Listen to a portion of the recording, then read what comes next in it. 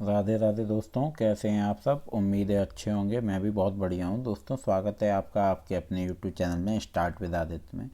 दोस्तों, C TET की जो हमारी प्लेलिस्ट है उसमें आपकी एक और सेट मैंने ऐड किया है आज, जो कि आपका 6 से 8 लेकर है, जूनियर लेवल का है।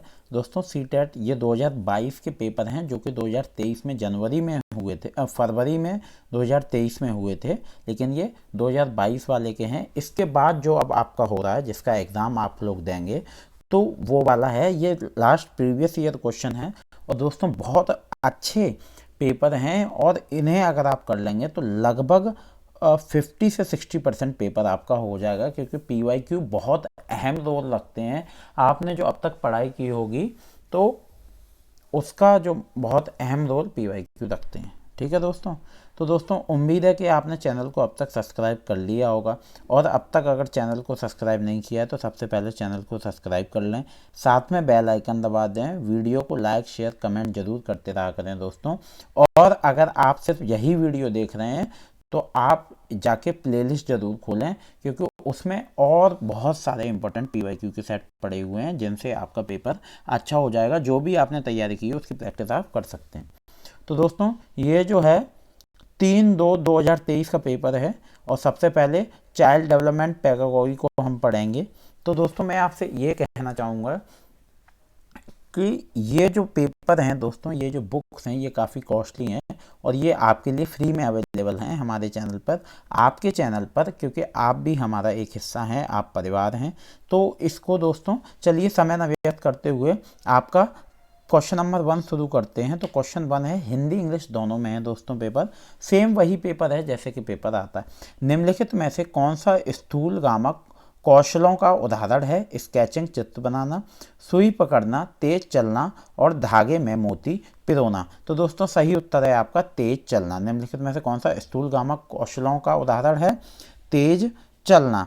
स्थूल कौशल के अंतर्गत वे बड़ी गतिविधियां आती हैं जो शिशु अपनी बाजुओं, टांगों, पैरों या पूरे शरीर के जरिए करते हैं। घुटनों के बल चलना, खड़े होकर चलना, तेज चलना, दौड़ना और कूदना आदि स्थूल कौशलों के उदाहरण हैं।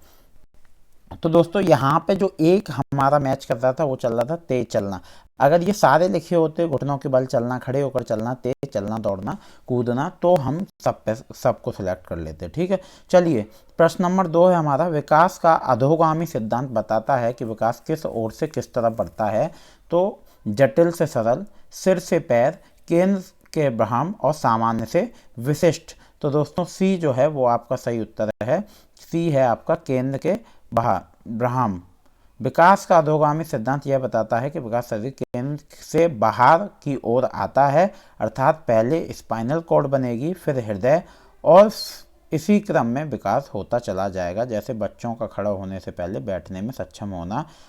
चलिए, निम्नलिखित में से कौन से समाजीकरण के द्वितीयक कारक हैं? ठीक है, फर्स्ट है स्कूल विद्यालय, किताबें, मीडिया, माता पिता। तो आपके कोड यहाँ दिए हुए हैं, फर्स्ट और फोर्थ। बी है फर्स्ट सेकंड फोर्थ, तो आपका डी दोस्तों सही है। डी है फर्स्ट सेकंड और थर्ड, विद्यालय, किताबें और मीडिया। माता पिता दोस्तों प्रथम होते हैं, द्वितीय कारक नहीं होते हैं। चलिए दोस्तों, अगला प्रश्न है आपका। दोस्तों, माफ़ करिएगा, थोड़ी वीडियो की क्वालिटी इतनी आपके अच्छी नहीं है, लेकिन जो कंटेंट है उसमें कोई कमी नहीं है। तो according to Jean Piaget theory of cognitive development at which stage most children can operate on operations and develop hypothetical deductive thinking। Jean पियाजे संज्ञानात्मक विकास के सिद्धांत के अनुसार किस अवस्था में अधिकांश बच्चे सक्रियाओं पर क्रियाएं करने लगते हैं और उनमें परिकल्पनात्मक निगमनात्मक सोच विकसित हो जाती है? सेंसरी मोटर, संवेदी गामक, पूर्व संक्रियात्मक, मूर्त संक्रियात्मक, औपचारिक संक्रियात्मक। तो डी है आपका औपचारिक संक्रियात्मक दोस्तों सही उत्तर है। ठीक है, चलिए दोस्तों, अगले प्रश्न की ओर चलते हैं। जीन पियाजे ने अधिगम की प्रक्रिया में किसे महत्व दिया है? तो दोस्तों, सीखने के लिए तत्परता, और नकारात्मक होगा दोस्तों, ये नकारात्मक पुनर्बलन, प्रतियोगी भावना और कार्यात्मक स्थिरता। तो दोस्तों, ए जो है वो आपका सही उत्तर है, सीखने के लिए तत्परता। ठीक है दोस्तों, ए आपका सही उत्तर है, सीखने के लिए तत्परता। चलिए दोस्तों, अगला प्रश्न है, हाँ दोस्तों, मैं आपको एक और बात बता देना चाहता हूँ कि जीन पियाजे और कोहलर के प्रिंसिपल, कोहलर की थ्योरी जो सिद्धांत हैं, उसको जरूर आप पढ़ लें। वो बहुत बार बार क्वेश्चन आएंगे, ये क्वेश्चन मोस्ट इम्पोर्टेंट हैं। अमरजीत नियमों को स्थिर मानती है और इस बात की अनुशंसा करती है कि सभी को इन नियमों का अनुसरण करना चाहिए, चाहे उनके व्यक्तिगत स्थिति किसी भी प्रकार की क्यों न हो। लॉरेंस कोहलबर्ग के नैतिक विकास सिद्धांत के अनुसार अमरजीत इस समय किस अवस्था में है? वो है आज्ञाकारिता और दंड उन्मुखी, यंत्रीय उद्देश्य उन्मुखी, अच्छा लड़का अच्छी लड़की उन्मुखी, और है कानून और व्यवस्था उन्मुखी। तो दोस्तों डी जो है वो आपका सही उत्तर है, कानून और व्यवस्था उन्मुखी। लॉरेंस कोहलबर्ग के नैतिक विकास सिद्धांत के अनुसार अमरजीत कानून और व्यवस्था उन्मुखीकरण अवस्था में है। इस अवस्था में सामाजिक नियम और कानून व्यवहार निर्धारित करते हैं। व्यक्ति इस चरण में सामाजिक कानून के एक बड़े दृश्य पर ध्यान रखने लगता है तथा उसके नैतिक निर्णय दूसरों के साथ घनिष्ठ संबंध के विचार से अधिक हो जाते हैं। ठीक है दोस्तों, चलिए अगले प्रश्न की ओर चलते हैं। अगला प्रश्न है, कक्षा में समूह कार्य के दौरान रमेश ने देखा कि उसके विद्यार्थी दिए गए प्रश्न का हल ढूंढने में जूझ रहे हैं। विद्यार्थियों को सहयोग देने के लिए रमेश को क्या करना चाहिए? विकल्प हैं दोस्तों, ऑप्शंस हैं। उन्हें पुस्तक से उत्तर नकल करने लिखने के लिए कहना चाहिए, ये तो हो ही नहीं सकता। उस प्रदत्त कार्य को छोड़कर अगले कार्य को करने के लिए कहना चाहिए, और प्रश्न से संबंधित संकेत देने चाहिए। अस्पष्ट निर्देश द्वारा प्रश्नों को जटिल बना देना चाहिए। तो दोस्तों सी आपका सही होगा, प्रश्न से संबंधित संकेत देने चाहिए। ठीक है दोस्तों, चलिए अगला प्रश्न है। दोस्तों अगर आप ये प्रश्न आप थोड़ा ध्यान से पढ़ के भी करेंगे तो भी आपके पेपर में सही हो जाएंगे। और दोस्तों एक और बात ध्यान रखिएगा कि मौका बार बार नहीं मिलता। आप इस बार एंट्रेंस दे रहे हैं तो मेरी उम्मीद यही है कि आप इस बार सीटेट क्लियर कर लें। ठीक है दोस्तों, चलिए विद्यार्थियों के संज्ञानात्मक विकास के संवर्धन के लिए लेव व्यगोस्की ने किसके कार्यान्वयन की अनुशंसा की है? सामाजिक पृथकीकरण, सांस्कृतिक उपकरणों का प्रयोग और कठस्थीकरण, निष्क्रिय अनुकरण। तो दोस्तों जो सही उत्तर है वो है आपका सांस्कृतिक उपकरणों का प्रयोग। विद्यार्थियों ने संज्ञानात्मक विकास के संवर्धन के लिए लेव वायगोस्की ने सांस्कृतिक उपकरणों के प्रयोग की अनुशंसा की है और बताया कि भाषा समाज द्वारा दिया गया प्रमुख सांकेतिक उपकरण है जो कि बालक के विकास में विशेष रूप में महत्वपूर्ण है। वायगोस्की के अनुसार बालक सामाजिक अंतक्रिया के द्वारा ज्ञान का अर्जन करता है तथा वयस्कों और समवयस्कों के साथ परस्पर अंतक्रिया से सीखता है। चलिए दोस्तों अगला प्रश्न है, प्रगतिशील शिक्षा शिक्षण अधिगम प्रक्रिया के केंद्र में किसे स्थान देती है? विद्यार्थी, अभिभावक, अध्यापक और परीक्षाएं। तो दोस्तों विद्यार्थी को स्थान देती है। बहुत आसान सा प्रश्न है। प्रगतिशील शिक्षा ज्ञान, प्रतिभा और कौशल का उपयोग और खुद को बनाए रखने, आर्थिक विकास को बढ़ावा देने तथा आत्मनिर्भर और उत्पादक बनाने के लिए सीखने के द्वारा बच्चों को प्रोत्साहित करती है। यह सामग्री और अनुभवों से जुड़कर शिक्षार्थियों के कौशल और समझ को बढ़ाने पर जोर देती है। अतः प्रगतिशील शिक्षा शिक्षण अधिगम प्रक्रिया के केंद्र में विद्यार्थी का स्थान देती है। चलिए दोस्तों अगला प्रश्न है, अहमद मनोउपचारक या परामर्शदाता काउंसलर बनना चाहता है। हार्वर्ड गार्डनर के बहुविध बुद्धि सिद्धांत के अनुसार उनकी अध्यापिका को उसकी किस बुद्धि के संवर्धन के अवसर देने चाहिए? स्थानिक, प्राकृतिक, संगीतात्मक और अंतर्वैयक्तिक। तो दोस्तों डी जो है वो आपका दोस्तों ये सही होगा, डी है इंटरपर्सनल, अंतर्वैयक्तिक। अहमद, चलिए दोस्तों अगले प्रश्न की ओर चलते हैं। अगला प्रश्न है, सहयोगात्मक अधिगम का कार्यान्वयन करते समय अध्यापक को क्या करना चाहिए? एक समान योग्यता आधारित समूह का निर्माण, विद्यार्थियों को केवल निर्धारित प्रक्रिया का अनुसरण करने का निर्देश देना, चर्चाओं और वाद विवाद के प्रयोग में प्रतिबंधित करना और विविध शिक्षार्थियों के समूह बनाना। तो सहयोगात्मक अधिगम का कार्यान्वयन करते समय अध्यापक को विविध शिक्षार्थियों के समूह बनाने चाहिए जिससे कि वे एक दूसरे से कुछ न कुछ सीख सकें या सीखने का प्रयास कर सहयोगात्मक अधिगम बच्चों में उच्च स्तरीय सोच, मौखिक संचार, स्व प्रबंधन और नेतृत्व कौशल का विकास करते हैं। ठीक है दोस्तों, चलिए अगला प्रश्न है, कक्षा में क्रिकेट पर हो रही चर्चा में एक अध्यापक लड़कियों की अपेक्षा लड़कों को अधिक अवसर दे रहा है। ऐसा करके वह क्या कर रहा है? रूढ़िबद्ध चुनौतियों को कम कर रहा है, जेंडर पूर्वाग्रहों का पालन कर रहा है, जेंडर समानता का अनुसरण कर रहा है और जेंडर रूढ़िबद्ध धारणाओं को तोड़ रहा है। तो दोस्तों बी जो है वो आपका सही उत्तर है, जेंडर पूर्वाग्रहों का पालन कर रहा है। दोस्तों मैं आपको एक और बात बता दूं कि अगर आप चैनल पर नए हैं तो एक बार चैनल को सब्सक्राइब जरूर कर लें और प्लेलिस्ट में जाके बाकी वीडियोस भी देखें। बहुत सारी प्लेलिस्ट बनी हुई हैं, आपके जो भी मतलब की हैं आप उसको एक बार ज़रूर जाके देखें। दोस्तों वीडियो की क्वालिटी सही नहीं हो सकती, लेकिन कंटेंट में किसी में कोई कमी नहीं होगी। परीक्षा में उनके निष्पादन के आधार पर विद्यार्थियों के समूह बनाने चाहिए। सभी से सफलता की अपेक्षाएं करनी एवं बनाए रखनी चाहिए और विद्यार्थियों के सामाजिक आर्थिक प्रसंग के आधार पर उनका वर्गीकरण करना चाहिए। ठीक है दोस्तों, चलिए। और ऑप्शन डी है, मानकीकृत पाठ्यचर्या और आकलन की विधियों को अपनाना चाहिए। तो बी दोस्तों आपका सही उत्तर है, बी है, विविध पृष्ठभूमि में आए शिक्षार्थियों वाली कक्षा में अध्यापक को सभी छात्रों से सफलता की अपेक्षा करनी चाहिए एवं उन्हें बनाए रखना चाहिए, जिससे कि छात्र पूर्ण सहभागिता के साथ एक दूसरे का सहयोग करते हुए सक्रिय रूप से अधिगम कर सकें, जबकि समूह बनाना, उनके पृष्ठभूमि के आधार पर उनका वर्गीकरण करना तथा मानकीकृत पाठ्यचर्या, ये सभी तरीके बच्चों के अधिगम में नकारात्मक प्रभाव डालते हैं। रचनात्मक आकलन कब किया जाता है? केवल सत्र के आरंभ में, सभी विद्यार्थियों के लिए पूरे सत्र के दौरान, केवल सत्र के अंत में, केवल उन विद्यार्थियों के लिए जो अधिगम चुनौतियों से जूझ रहे हैं। तो बी है दोस्तों आपका सही उत्तर, सभी विद्यार्थियों के लिए पूरे सत्र के दौरान। चलिए दोस्तों अगला प्रश्न है, निम्नलिखित में से कौन सा प्रश्न विद्यार्थियों में समालोचनात्मक चिंतन को सुमनत करेगा? वो है, श्रीलंका की राजधानी कौन सी है? भारत में अध्यापक दिवस कब मनाया जाता है? एशिया में सबसे बड़ा शहर कौन सा है? क्या आप अपने शहर में पानी की कमी की समस्या किस प्रकार सुलझाएंगे? तो दोस्तों डी आपका सही उत्तर है, क्योंकि ये बहुत आसान प्रश्न है। आप तीनों ऑप्शन को कंपेयर करिए तो डी ही आपको सही लगेगा। चलिए दोस्तों अगले प्रश्न की ओर चलते हैं। अगला प्रश्न है, समावेशन की अवधारणा हेतु किसकी आवश्यकता है? विविधता और व्यक्तिगत भिन्नताओं के लिए सम्मान, आकलन के लिए मानकीकृत परीक्षण, अध्यापक केंद्रित शिक्षण, शास्त्रीय प्रविधियाँ और विद्यार्थियों का नामीकरण, लेबलिंग और पृथकीकरण। तो दोस्तों ए जो है वो आपका सही उत्तर है और ए क्या है? विविधता और व्यक्तिगत भिन्नताओं के लिए सम्मान। ठीक है दोस्तों, चलिए दोस्तों, ये दोस्तों देखिए प्रश्न रिपीट हो रहा है। मैंने आपका पहले का जो अभी कराया था, इससे मेरी जो पहले क्लास है उसमें भी ये करीब 5 प्रश्न अब तक रिपीट हो चुके हैं। एक ये था कि पठन वैकल्पिक किस क्षेत्र में प्रत्यक्ष रूप में चुनौती प्रस्तुत करता है?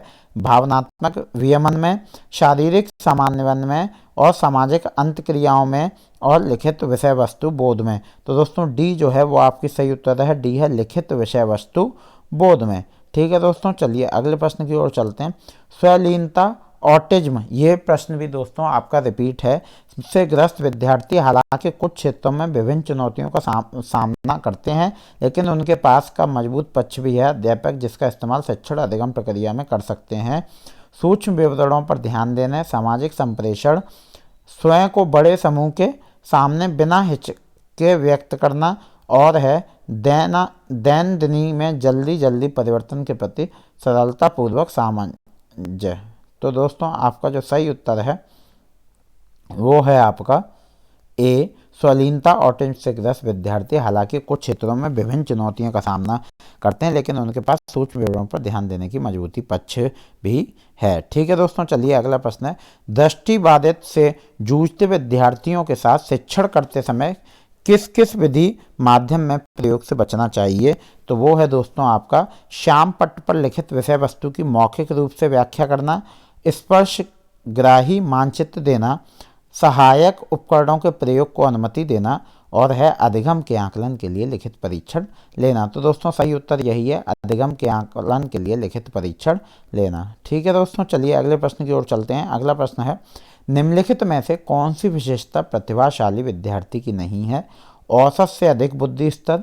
दोस्तों ये प्रश्न भी बहुत आसान है और ये प्रश्न इतना आसान है कि आप अगर इसको थोड़ा ध्यान से पढ़ेंगे तो आप अपने आप उत्तर दे देंगे।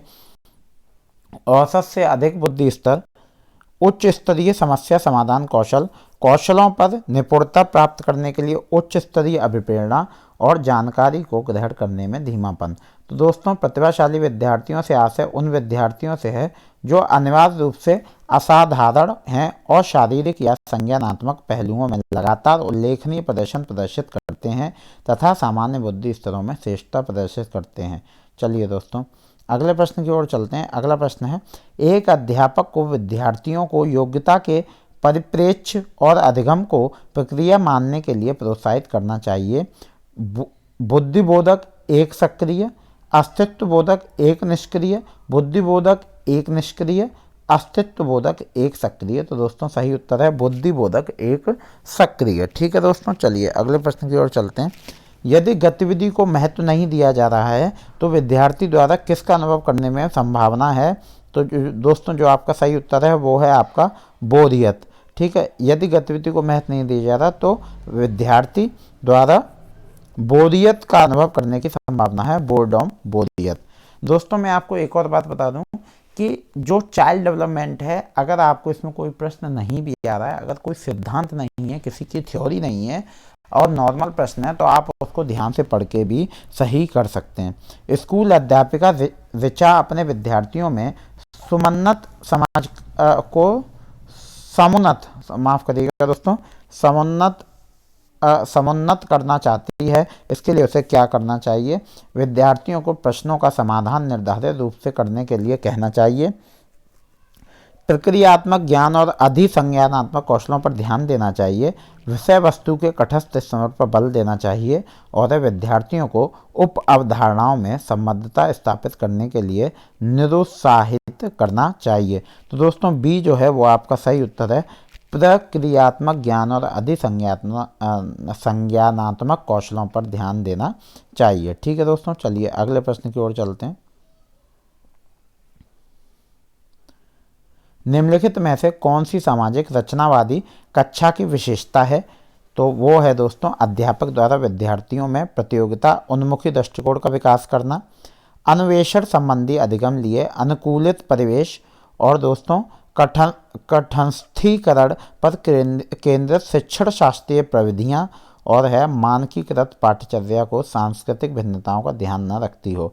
तो दोस्तों बी जो है वो आपका सही उत्तर है, बी है अन्वेषण संबंधी अधिगम लिए अनुकूलित परिवेश। तो दोस्तों बी जो है वो आपका सही उत्तर है। चलिए, विद्यार्थी कक्षा में अधिगम की प्रक्रिया में अधिक सक्रिय और सहभागी बना महसूस करते हैं यदि कक्षा परिवेश समुन्नत करता है तो अवधारणाओं के बारे में जिज्ञासा, अपने विचारों पर विमर्श चिंतन, अध्यापक का निष्क्रिय अनुकरण और ज्ञान का मात्र पुनरुत्पादन। तो दोस्तों ए जो है वो आपका सही उत्तर है और ए आपका सही उत्तर क्या है? फर्स्ट और सेकंड। अवधारणाओं के बारे में जिज्ञासा, अपने विचारों पर विमर्श चिंतन। चलिए दोस्तों अगले प्रश्न की ओर चलते हैं।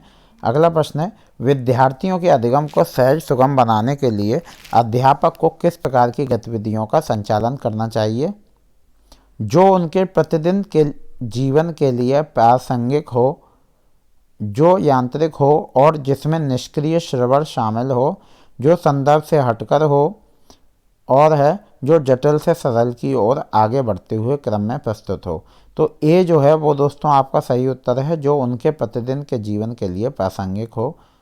चलिए दोस्तों अगले प्रश्न की ओर चलते हैं। अगला प्रश्न है, विद्यार्थियों में समालोचनात्मक चिंतन का विकास किस प्रकार सहज सुगम किया जा सकता है?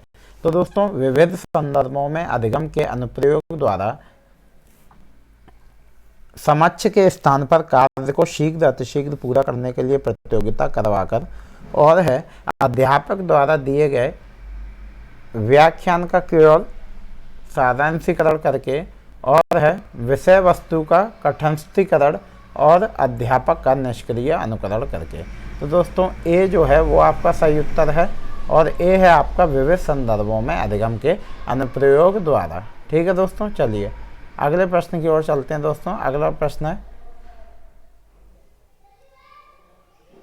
अधिगम की गति पूरी तरह व्यक्तिगत कार्यों पर निर्भर है, पूरी तरह वातावरणीय कारकों पर निर्भर है, व्यक्तिगत और वातावरणीय कारकों दोनों से स्वतंत्र है, और है व्यक्तिगत और वातावरणीय कारकों को पारस्परिक क्रिया पर निर्भर है। तो दोस्तों डी जो है वो आपका सही उत्तर है दोस्तों, डी कारकों, व्यक्तिगत और वातावरणीय कारकों की पारस्परिक क्रिया पर निर्भर है। चलिए दोस्तों अगले प्रश्न की ओर चलते हैं। अगला प्रश्न है, विद्यार्थियों की वैकल्पिक अवधारणाएं अनदेखी करके निरुत्साहित की जानी चाहिए, उनके अनुभवों से संबंधित नहीं है, हमेशा अत्यंत गलत होती है और तर्कहीन चिंतित प्रक्रिया को दर्शाती है, अर्थ निर्माण की प्रक्रियाओं की में गढ़ी गई सहज संरचनाओं को दर्शाती है। तो दोस्तों डी जो है वो आपका सही उत्तर है, अर्थ निर्माण की प्रक्रिया की में गढ़ी गई सहज संरचनाओं को दर्शाती है। ठीक है दोस्तों, चलिए किसी भी अवधारणा का शिक्षण करते समय किस बात से बचना महत्वपूर्ण है, अवधारणाओं के विभिन्न पहलुओं के मध्य संबद्धता स्थापित करना, कारक प्रभाव संबंधों को रेखांकित करना, और है आपका अवधारणाओं को गैर उदाहरणों के साथ प्रस्तुत करना, और संप्रत्ययों की विषय वस्तु को जानकारियों के असंबंधित खंडों के रूप में प्रस्तुत करना।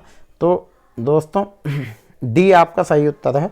किसी भी अब इसकी व्याख्या देख लेते हैं दोस्तों। मैं उन प्रश्नों की व्याख्या इसलिए नहीं करा रहा क्योंकि वो कॉमन प्रश्न है, तो मैं आपका बस समय बचाना चाहता हूँ। अगर आप चाहते हो कि सारे की व्याख्या कंटिन्यूस कराऊं तो आप मुझे कमेंट में बता सकते हैं। दोस्तों कमेंट लाइक शेयर करते रहा करो, और वीडियो को दोस्तों लाइक शेयर करके और चैनल को सब्सक्राइब जरूर कर लें, और वीडियो को दोस्तों एंड तक देखें ताकि आपका पूरा एक सेट कंप्लीट हो सके। दोस्तों यकीन मानिए कम से कम 50% पेपर आपका इसी से आएगा।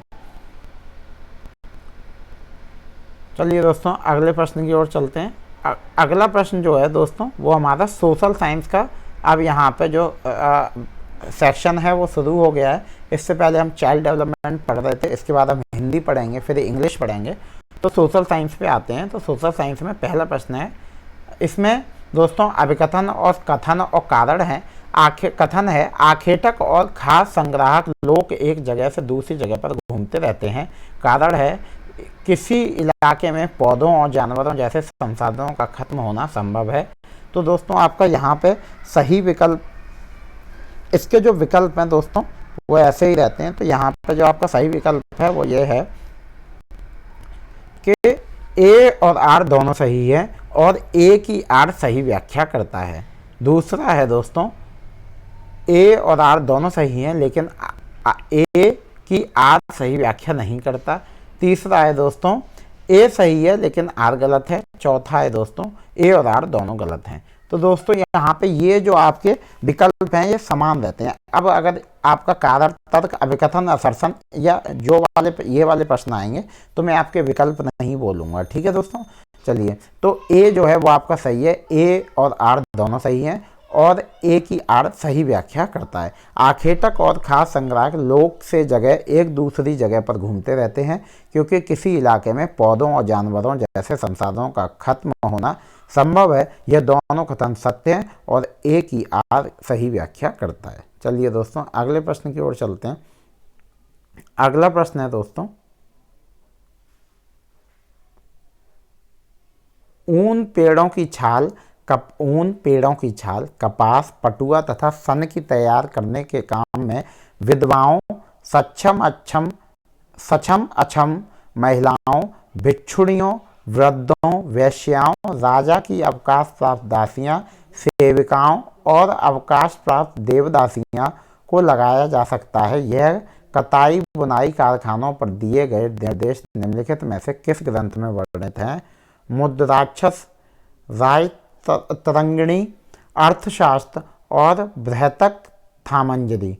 तो दोस्तों जो इसका सही उत्तर है वो है अर्थशास्त्र में ये दोस्तों वर्णित है।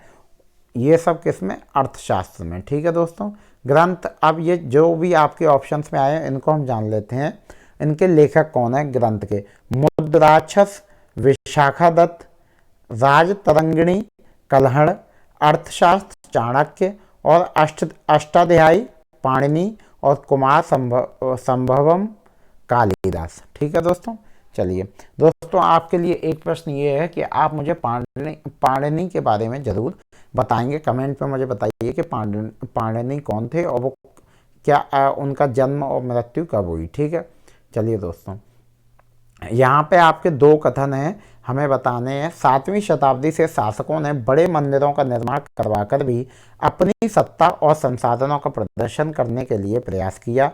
कथन 2 है, 10वीं और 11वीं शताब्दी के दौरान शासक एक दूसरे के राज्यों पर आक्रमण करते थे तो मंदिरों को अपना निशाना बनाते थे। दोस्तों चलिए,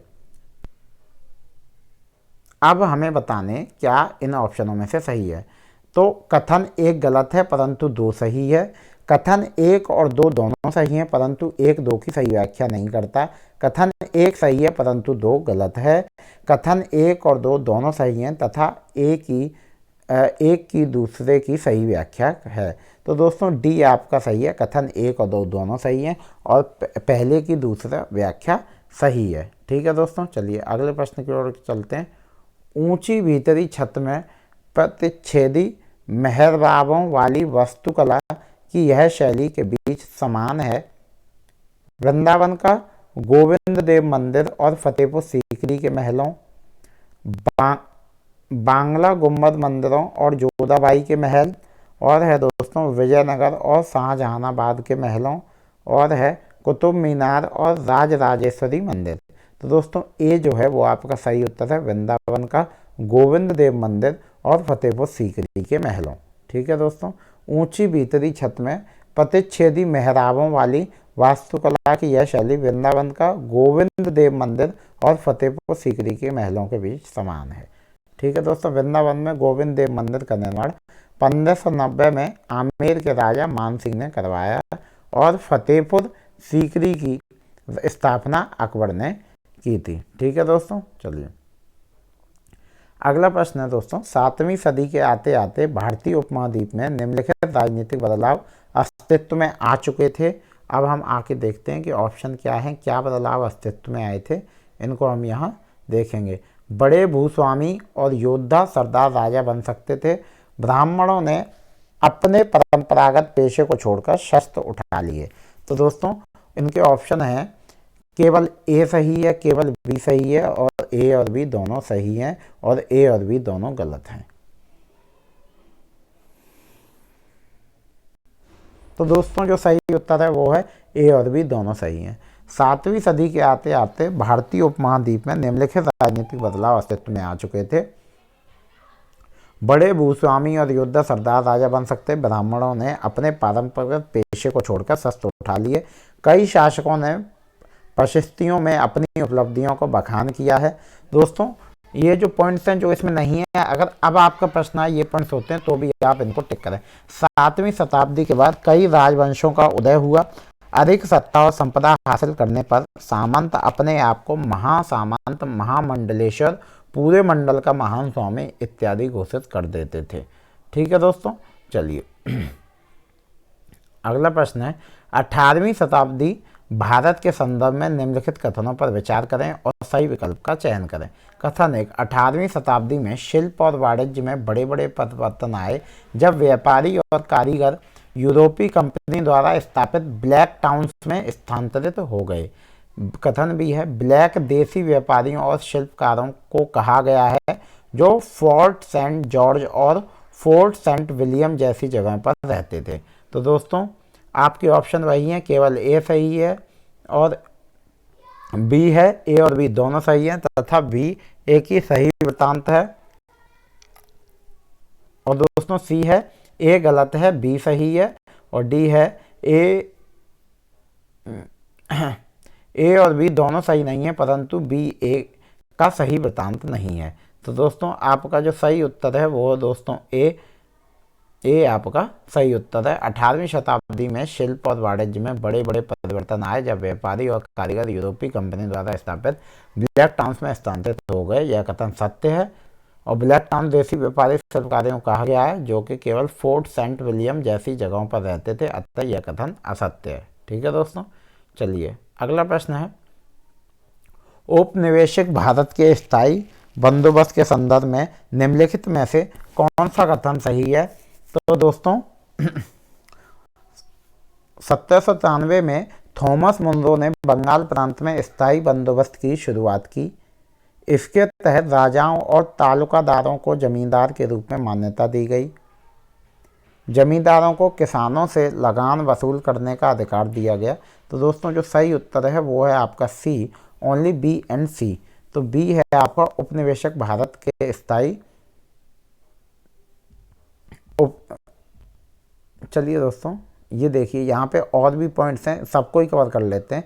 इसके तहत राजाओं और तालुकादारों को जमींदार के रूप में मान्यता दी गई। जमींदारों को किसानों से लगान वसूल करने का अधिकार दिया गया। ईस्ट इंडिया कंपनी ने अपने राज्य क्षेत्र में स्थायी बंदोबस्त और महालवाड़ी बंदोबस्त लागू किए।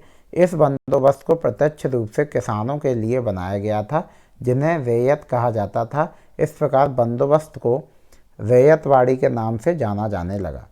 इस लॉर्ड कॉर्नवालिस द्वारा स्थायी बंदोबस्त अधिनियम 1793 के माध्यम से पेश किया गया था। ठीक है दोस्तों, चलिए अगले प्रश्न की ओर चलते हैं। अगला प्रश्न है दोस्तों,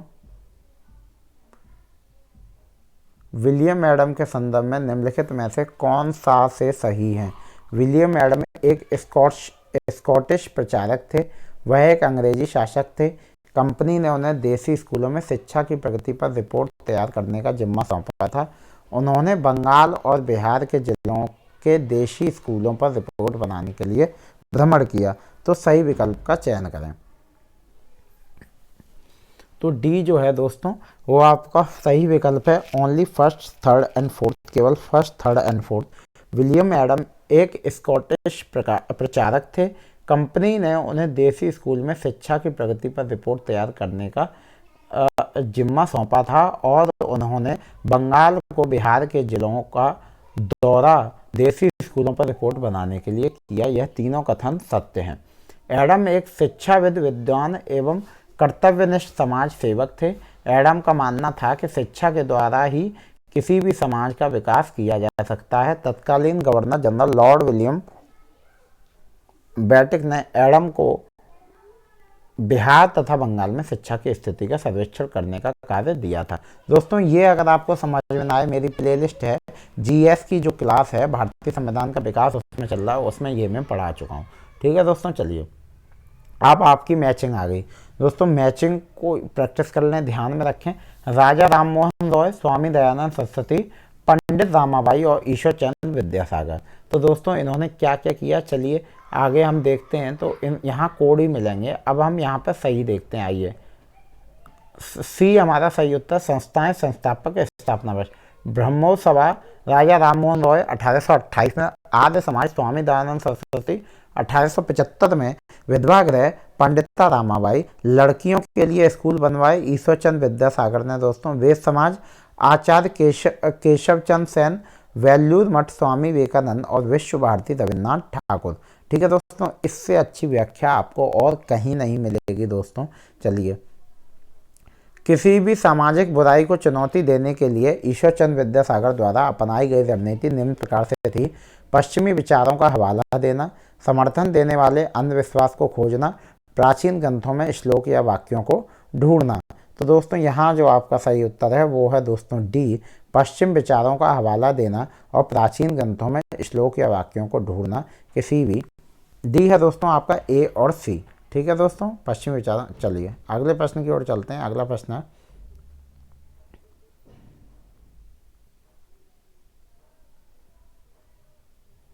निम्नलिखित में से कौन से आंदोलन गांधी जी के असहयोग आंदोलन के हिस्सा थे।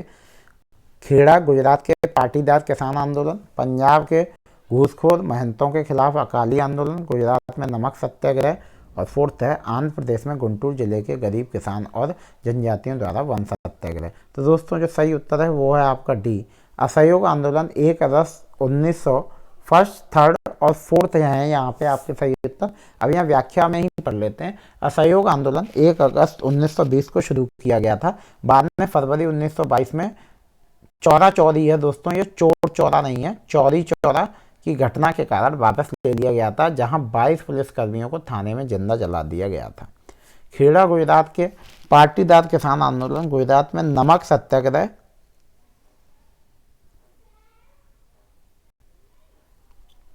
और आंध्र प्रदेश में गुंटूर जिले के गरीब किसानों और जनजातियों द्वारा वन सत्याग्रह आंदोलन गांधी जी के असहयोग आंदोलन के हिस्सा थे। 1905 के बंगाल विभाजन के बाद के स्वदेशी आंदोलन को भारत के किस क्षेत्र में वंदे मातरम आंदोलन के नाम से जाना गया? बंगाल, आंध्र, असम और पंजाब। दोस्तों बी जो है वो आपका सही उत्तर है, वो है आंध्र।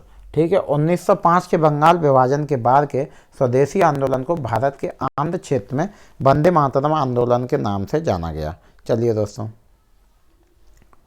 अगला प्रश्न है, निम्नलिखित कथनों पर विचार करें और सही विकल्प का चयन करें। ठीक है दोस्तों, चलिए।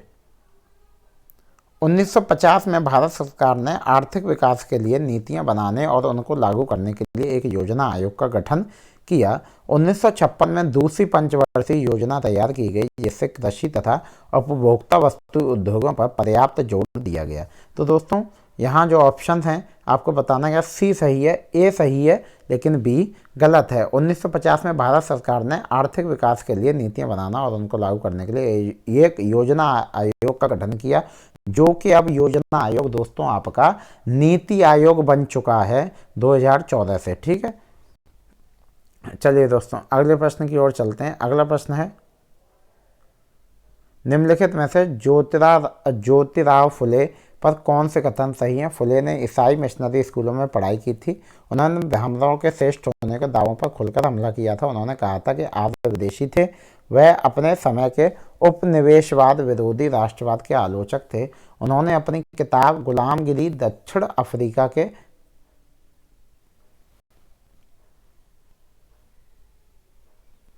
रंग भेद विरोधी संघर्ष को समर्पित किया। तो दोस्तों यहाँ आपके कोड दिए हुए हैं, आपको बताना है कौन सा सही है। चलिए दोस्तों, तो जो सही है आपका वो है ए, ज्योतिराव फुले पर निम्न कथन सत्य। फुले ने ईसाई मिशनरी स्कूलों में पढ़ाई की थी। उन्होंने ब्राह्मणों के श्रेष्ठ होने के दावों पर खुलकर हमला किया था। उन्होंने कहा कि आर्य विदेशी हैं। वह अपने समय के उपनिवेशवाद विरोधी राष्ट्रवाद के आलोचक थे। दबे हुए वर्गों के लिए दलित शब्द का इस्तेमाल सबसे पहले उनके द्वारा किया गया। ज्योतिराव फुले गैर ब्राह्मण आंदोलन के प्रारंभिक नेताओं में से एक हैं। ए, बी, सी और डी आपके सही हैं। चलिए दोस्तों अगला प्रश्न है, एक रोल प्ले नाटक में सौरमंडल के ग्रहों को सही आकार में दर्शाने के लिए एक शिक्षक को समान कद और वजन के छात्रों को चुनता है। निम्नलिखित में से कौन से दो ग्रहों का अभिनव वे कर सकते हैं? ठीक है दोस्तों, अब इसके लिए आपको ग्रहों की जानकारी होनी चाहिए। मरकरी वीनस, सैटर्न अर्थ और अर्थ मून और अर्थ और वीनस। तो दोस्तों सही उत्तर है आपका पृथ्वी और शुक्र, अर्थ और वीनस। एक रोल प्ले नाटक में अर्थ और वीनस। बृहस्पति, शनि, अरुण, वरुण, पृथ्वी, शुक्र, मंगल, बुध अर्थात सबसे बड़ा ग्रह बृहस्पति एवं सबसे छोटा ग्रह बुध है। चलिए दोस्तों अगला प्रश्न है, अंतर्राष्ट्रीय तिथि रेखा के बारे में निम्नलिखित कथनों पर विचार कीजिए तथा सही विकल्प का चुनाव कीजिए। अंतर्राष्ट्रीय तिथि रेखा एक काल्पनिक रेखा है। अंतर्राष्ट्रीय तिथि रेखा प्रशांत महासागर से होकर गुजरती है। तो दोस्तों यहाँ पे जो आपका सही उत्तर है वो है दोस्तों आपका सी, अंतर्राष्ट्रीय तिथि रेखा काल्पनिक रेखा है। अंतर्राष्ट्रीय तिथि रेखा प्रशांत महासागर से होकर गुजरती है। अंतर्राष्ट्रीय तिथि रेखा के दोनों ओर के समय का अंतर ठीक घंटे है, 12 घंटे है। अंतर्राष्ट्रीय तिथि रेखा प्रशांत महासागर के बीचों बीच 180 डिग्री यमयोत्तर पर उत्तर से दक्षिण की ओर खींची गई एक काल्पनिक रेखा है। इस प्रकार ए तथा बी दोनों कथन सही हैं। तो दोस्तों ए तथा बी दोनों कथन सही हैं। ठीक है दोस्तों, चलिए अगले प्रश्न की ओर चलते हैं। अगला प्रश्न है, यदि 60 डिग्री पश्चिम देशांतर पर, देशांतर दोस्तों लॉन्गिट्यूड होता है, देशांतर पर 10 बजे पूर्वाह्न है तो ग्रीनविच पर क्या समय होगा? तो दोस्तों बहुत आसान है, ग्रीनविच पर 2 PM होंगे।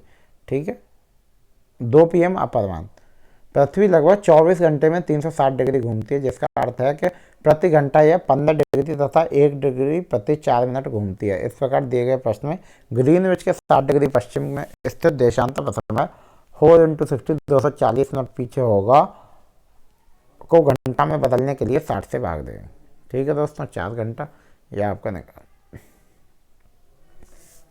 अगर आप 0 डिग्री अक्षांश पर हैं तो आप पर खड़े होंगे, आप किस पे खड़े होंगे दोस्तों? इक्वेटर पे, विषुवत वृत्त पे खड़े होंगे, इक्वेटर पे। ठीक है दोस्तों, ये देखिए यहाँ आपको डायग्राम से उत्तर ध्रुव, दक्षिण ध्रुव, 23 1/2 दक्षिण, 66 1/2 दक्षिण और 66 1/2 दक्षिण। ठीक है, बीच में है विषुवत वृत्त, यहाँ 0 डिग्री होता है, ये होता है आपका इक्वेटर। ये प्रश्न दोस्तों मुझे आराम से आता है क्योंकि ये 11वीं की ज्योग्राफी में भी है। चलिए, there are 4 domains of the natural environment, 2 are atmosphere and biosphere, the other 2 are. प्राकृतिक पर्यावरण के 4 क्षेत्र हैं, इनमें से 2 वायुमंडल और जैवमंडल हैं, बल्कि बाकी दोनों हैं जलमंडल और मध्यमंडल,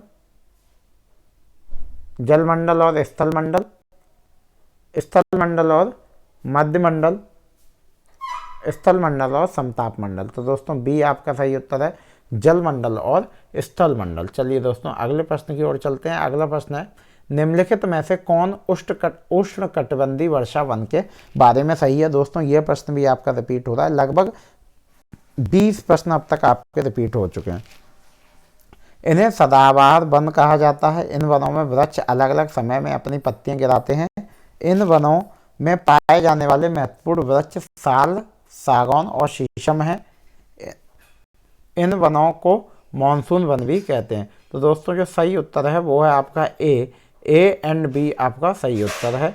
ए है इन्हें सदाबहार वन कहा जाता है, बी है इन वनों में वृक्ष अलग अलग समय में अपनी पत्तियां गिराते हैं। दोस्तों ये चैप्टर भी आपकी 11वीं की ज्योग्राफी की बुक में है। चलिए अगले प्रश्न की ओर चलते हैं। अगला प्रश्न है, अमेजॉन बेसिन के बारे में निम्न में से कौन से सा सही है? नील नदी इस प्रदेश से होकर बहती है। यहाँ का मौसम दिन एवं रात दोनों में ही समान रूप से गर्म एवं आर्द्र होता है। रात के समय तापमान थोड़ा कम हो जाता है लेकिन आर्द्रता उच्च बनी रहती है। तो दोस्तों जो आपका सही उत्तर है वो है डी, बी और सी सही है। चलिए दोस्तों अगला प्रश्न है, पृथ्वी पर आतपन की मात्रा में भिन्नता का के निम्नलिखित में से क्या कारण है? पृथ्वी का अपने अक्ष पर घूमना, सूर्य की किरणों का नीतिकोण, दिन की अवधि। सही विकल्प का चयन करें। तो दोस्तों आपका जो सही विकल्प है वो है दोस्तों यहाँ पे दोस्तों जो आपका सही विकल्प है वो है आपका डी, पृथ्वी पर आतपन की मात्रा में भिन्नता के निम्न कारण हैं। पृथ्वी का अपने अक्ष पर घूमना, सूर्य की किरणों का नीतिकोण, दिन की अवधि। इस प्रकार दिए गए तीनों कथन सत्य हैं। आतपन सबसे महत्वपूर्ण कारक है जो पृथ्वी पर तापमान के वितरण को प्रभावित करता है। आतपन वह सौर विकिरण है जो सूर्य से पृथ्वी की सतह तक पहुंचता है।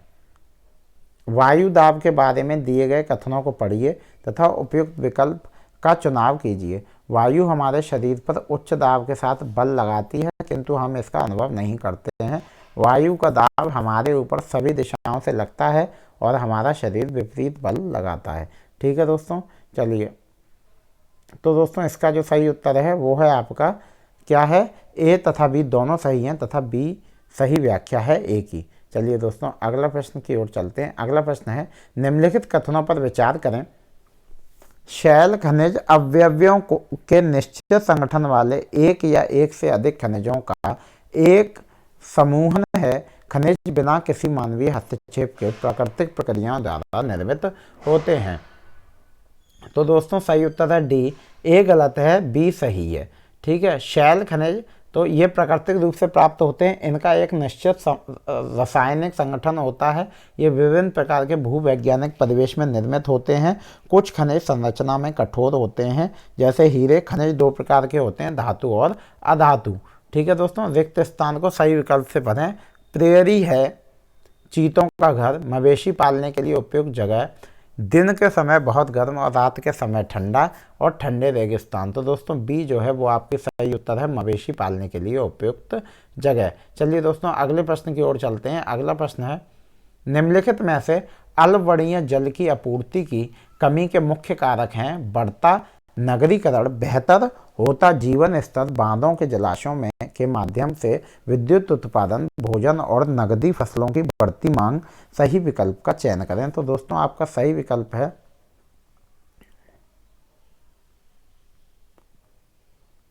यहाँ आपके दिए हुए हैं ए, आपका सही विकल्प है ए, बी और डी।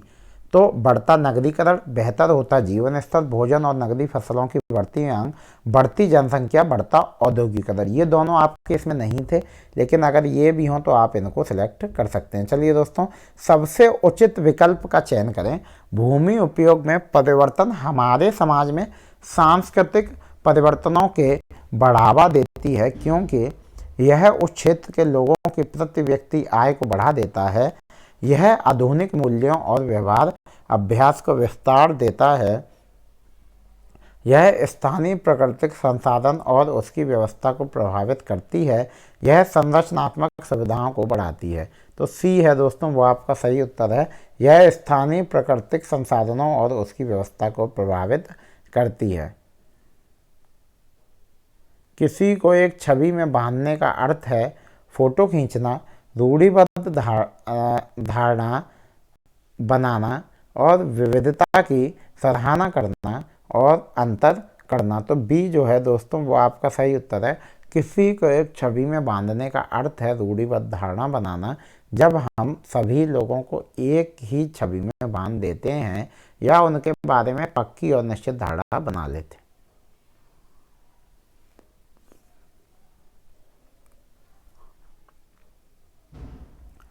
अगला प्रश्न है दोस्तों आपका, कथन ए है, समानता एक वास्तविकता बने, इसके लिए लोगों के संघर्ष और सरकार द्वारा सकारात्मक कदम उठाए जाने की बहुत आवश्यकता है। कारण है, समानता वह मूल्य है जिसके लिए हमें निरंतर संघर्ष करते रहना होगा, यह स्वतः नहीं होगा। तो दोस्तों आपका जो सही उत्तर है वो है ए है। ए और आर दोनों सही हैं, आर ए की सही व्याख्या है। ठीक है दोस्तों, चलिए अगले प्रश्न की ओर चलते हैं। अगला प्रश्न है, पंच को पंचायत क्षेत्र के वार्ड सदस्य के नाम से भी जाना जाता है। ग्राम सभा के सभी सदस्य मिलकर पंचायत मुखिया को चुनते हैं। दोस्तों बहुत आसान प्रश्न है। ग्राम सभा एक पंचायत के क्षेत्र में रहने वाले सभी वयस्कों, माफ करिएगा दोस्तों, सभी वयस्कों, एक पंचायत के क्षेत्र में रहने वाले सभी वयस्कों की सभी सभा होती है। तो दोस्तों सही उत्तर है आपका, यहाँ ऑप्शन दिए हुए हैं, चलिए यहाँ से देखते हैं आपका सही उत्तर क्या है। सही उत्तर है आपका डी आपका सही उत्तर। ग्राम सभा में पंच को पंचायत क्षेत्र के वार्ड सदस्य के नाम से भी जाना जाता है। ग्राम सभा के सभी सदस्य मिलकर पंचायत मुखिया चुनते हैं और ग्राम सभा एक पंचायत के क्षेत्र में रहने वाले सभी व्यक्तियों की सभा होती है। दिए गए तीनों कथन सही हैं।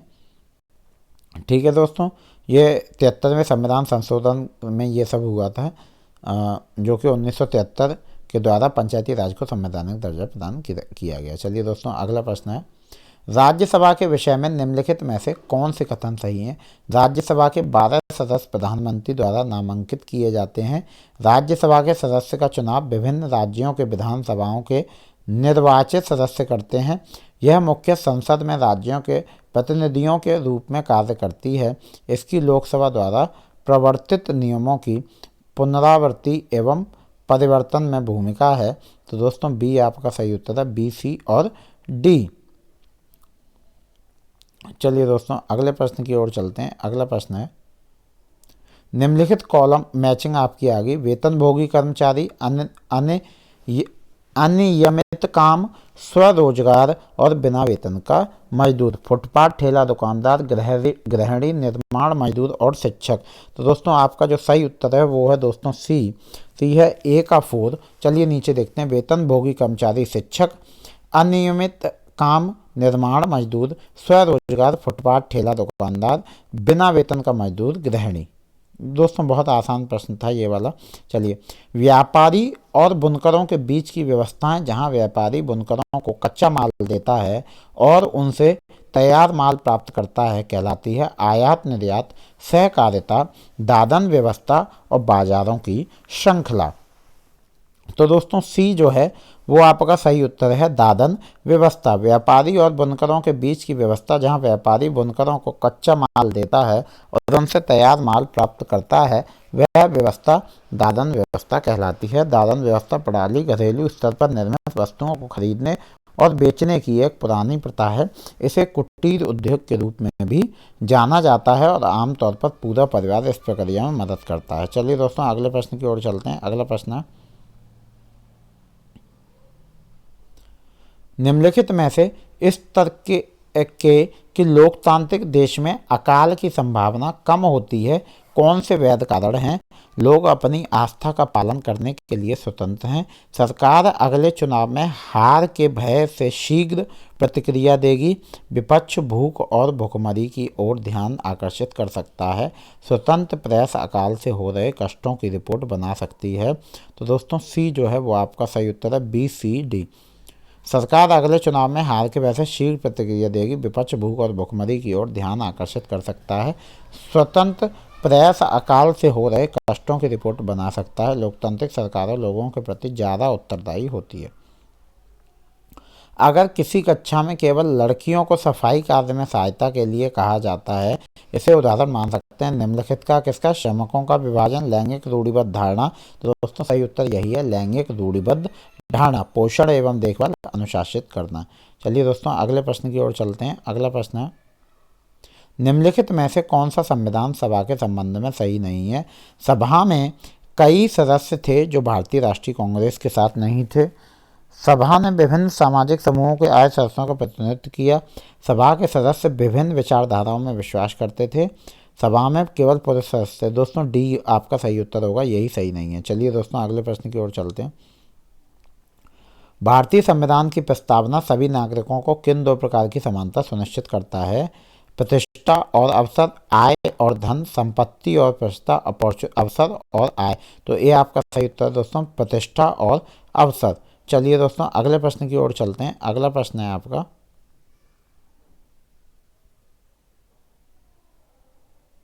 विधायिका और कार्यपालिका न्यायपालिका के काम में हस्तक्षेप नहीं कर सकते हैं, यह कथन भारतीय संविधान के किस सिद्धांत को दर्शाता है? न्यायिक समीक्षा, आधारभूत संरचना का सिद्धांत, शक्तियों का बंटवारा और न्यायिक सक्रियता। तो दोस्तों जो आपका सही उत्तर है वो है सी है शक्तियों का बंटवारा। चलिए दोस्तों अगले प्रश्न की ओर चलते हैं। अगला प्रश्न है, कथन ए और बी को पढ़िए तथा उपयुक्त विकल्प का चयन कीजिए। भारतीय राज्य का कोई आधिकारिक धर्म नहीं है। सरकारी नौकरियों में धार्मिक अल्पसंख्यकों के लिए आरक्षण का प्रावधान है। तो दोस्तों आपका जो सही उत्तर है वह भारतीय राज्य का कोई आधिकारिक धर्म नहीं है, यह कथन सत्य है। तथा सरकारी नौकरियों में धार्मिक अल्पसंख्यकों के लिए आरक्षण है, यह कथन गलत है। सरकारी नौकरियों में SC, ST, OBC, EWS और विकलांगों को आरक्षण दिया गया। अगला प्रश्न दोस्तों, निम्नलिखित कथन में से कौन से कथन भोपाल गैस त्रासदी के संबंध में सही है? दोस्तों बहुत अच्छा प्रश्न है, ये मुझे आता है क्योंकि मैंने भोपाल गैस त्रासदी को बड़े अच्छे से पढ़ा है। यूनियन कार्बाइड आश्चर्यचकित रह गई थी जब त्रासदी हुई। यूनियन कार्बाइड ले देश छोड़ने से पहले विषैले रसायनों की साफ सफाई की थी। और दोस्तों जहरीली गैसों के संपर्क में आने वाले अधिकांश लोग गरीबी कामकाजी परिवारों से थे। त्रासदी ने जीवित बच्चे निकलने वाले लोगों से सर्वोच्च न्यायालय में बिना अपील किए कंपनी द्वारा दिए गए मुआवजे को स्वीकार किया। दोस्तों सी आपका सही उत्तर है। चलिए दोस्तों भोपाल गैस त्रासदी दोस्तों 2-3 दिसंबर 1984 को मध्य प्रदेश की राजधानी भोपाल में एक बहुराष्ट्रीय कंपनी यूनियन कार्बाइड के कीटनाशक संयंत्र से मिथाइल आइसोसाइनेट गैस के रिसाव के कारण हुई थी। इस जहरीली गैस के संपर्क में आने वाले अधिकांश लोग गरीब कामकाजी परिवार से थे, इसलिए सी कथन सही है। चलिए दोस्तों अगले प्रश्न की ओर चलते हैं। अगला प्रश्न है, नागरिक शास्त्र की नामावली राजनीतिक विज्ञान किए जाने के पीछे क्या दृष्टि है?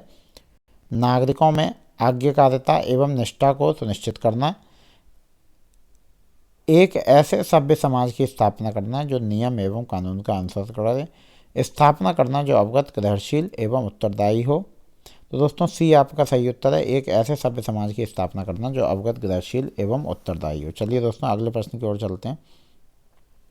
सामाजिक विज्ञान की प्रकृति अंत विषय है क्योंकि इनकी अपनी कोई विषय वस्तु नहीं होती। सामाजिक विज्ञान के मुद्दे सामाजिक विज्ञान के कोई एक विषय से सीमित नहीं हो सकते हैं। सही विकल्प का चयन करें। तो दोस्तों ए सही है, ए और बी गलत हैं।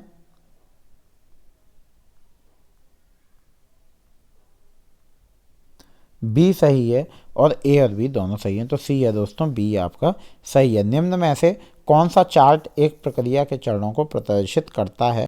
सारणीबद्ध चार्ट, चार्ट कथनात्मक रूपरेखा, वर्गीकरण चार्ट और प्रवाह चार्ट। तो दोस्तों प्रवाह चार्ट आपका होगा फ्लो चार्ट। चलिए दोस्तों अगला प्रश्न है, प्रारंभिक स्तर पर सामान्य तौर पर इस्तेमाल किए जाने वाला रचनावादी सामाजिक विज्ञान शिक्षण का तरीका है? परियोजना कार्य, व्याख्यान, क्षेत्र कार्य, परिचर्चा। तो दोस्तों आपका जो सही उत्तर है वो है दोस्तों आपका सी, ए बी और ए सी और डी। ए परियोजना कार्य, क्षेत्र कार्य और परिचर्चा। चलिए दोस्तों अगला प्रश्न है आपका, निम्नलिखित 4 कार्यों पर ध्यान दें और उन कार्यों का चयन करें जो रचनावादी कक्षा में विषय योजना बनाने हेतु सर्वाधिक महत्वपूर्ण होते हैं। शिक्षण अधिगम गतिविधियों को विशेष रूप से उल्लेखित करना, स्पष्ट रूप से अधिगम उद्देश्य को बताना, आकलन के तरीकों का चयन करना, परीक्षा में सफल होने के लिए उपयोगी सूचनाएं शामिल करना।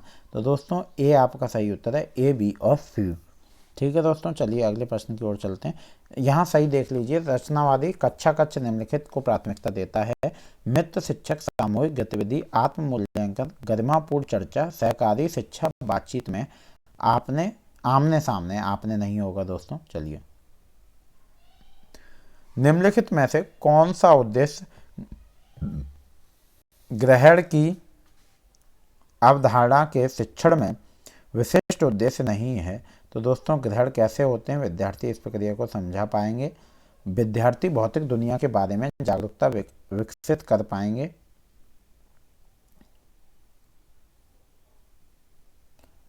विद्यार्थी ग्रहण का वैचारिक प्रतिरूप आरेखों के द्वारा दिखा पाएंगे।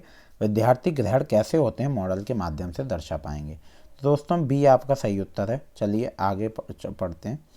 बाजारों और उनकी कार्यविधियों की संकल्पना को सुदृढ़ करने के लिए एक शिक्षण के पास उसकी इकाई योजना यूनिट प्लान में 3 विषय हैं: बाजार और मूल्य वृद्धि, वैल्यू एडिशन, मोहल्ले के बाजार, बाजारों की श्रृंखला। तो दोस्तों आपका सही उत्तर है बी। बी है, बी सी और ए। तो मोहल्ले के बाजार, बाजारों की श्रृंखला और बाजार और मूल्य वृद्धि। दोस्तों इसके बाद आपकी हिंदी आएगी। हिंदी में आपके गद्यांश और काव्यांश आएंगे और फिर आपकी इंग्लिश आएगी, उसमें भी दोस्तों आपके 2 पैराग्राफ आएंगे। चलिए दोस्तों, योजना सामाजिक विज्ञान की सारी पाठ्यचर्यागत और पाठ्य सहगामी क्रियाकलापों का संकलन होती है जो कि उस विशेष शैक्षिक वर्ष में संचालित किए जाते हैं: साप्ताहिक, दैनिक, इकाई और वार्षिक। तो दोस्तों सही उत्तर है आपका वार्षिक योजना। ठीक है दोस्तों चलिए अगला प्रश्न है, निम्नलिखित कथनों पर विचार करें और सही विकल्प का चयन करें। जेंडर लैंगिक भूमिकाओं को सिखाते समय एक शिक्षक को लड़के और लड़कियों को अलग व्यवसायों को अपनाने का सुझाव देना चाहिए। लड़के लड़कियों को अलग अलग शिक्षा देनी चाहिए। दैनिक जीवन में जेंडर लैंगिक रूढ़ियों को चुनौती देनी चाहिए। तो दोस्तों आपका जो सही उत्तर है वो आपका डी, ओनली सी आपका सही उत्तर है। चलिए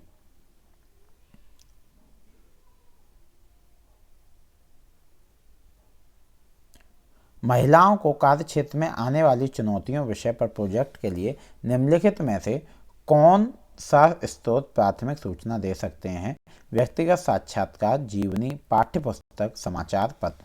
तो दोस्तों ए जो है वो आपका सही उत्तर है, वो है व्यक्तिगत साक्षात्कार। चलिए दोस्तों अगला प्रश्न है, छात्रों के साथ प्रोजेक्ट करने के लिए सबसे पहला कदम क्या होना चाहिए? आंकड़े एकत्र की योजना बनाना, आंकड़े के स्रोत को चिन्हित करना, उद्देश्यों का निर्धारण करना, खोज का विश्लेषण करना। तो सी जो है वो दोस्तों आपका सही उत्तर है, उद्देश्यों का निर्धारण करना। निम्न में से कौन सा से प्रश्न अधिगमकर्ता विश्लेषण कौशल का आकलन करते हैं? सहारा रेगिस्तान के लोग किस प्रकार के वस्त्र पहनते हैं? सहारा रेगिस्तान की जलवायु इतनी कठोर और गर्म है, तब भी वहाँ पर लोग भारी वस्त्रों क्यों पहनते हैं? उपयुक्त कारणों के उदाहरणों के साथ चर्चा कीजिए। तो और सी है, आज का सारा रेगिस्तान एक समय में हरा भरा मैदान हुआ करता था, आप किसान की जांच कैसे करेंगे। तो सही उत्तर है बी, बी सी। बी है आपका, सहारा रेगिस्तान की जलवायु और हरा भरा। ठीक है दोस्तों, चलिए अगले प्रश्न की ओर चलते हैं। एक सामाजिक विज्ञान शिक्षिका निम्नलिखित आकलन में से कौन सा चुन सकती है अगर उन्हें यह समझना हो क्यों एक विद्यार्थी भूगोल में सफल नहीं है। तो सी है आपका, वो है नैदानिक आकलन। ठीक है दोस्तों, चलिए अगले प्रश्न की ओर चलते हैं। अगला प्रश्न है आपका, सामाजिक और राजनीतिक जीवन विषय पढ़ाते समय कौन से उपागमों का ध्यान में रखना चाहिए, निम्नलिखित कथनों पर विचार कीजिए। तो दोस्तों कथन एक है, सामाजिक राजनीतिक मामले और चिंताओं के बारे में पढ़ाने के लिए एक मार्गी उपागम लें। कलह प्रिय समकालीन मूल विषयों की अपेक्षा करें जो कि कक्षा में सामूहिकता एवं एक रूपता को प्रभावित कर सकते हैं।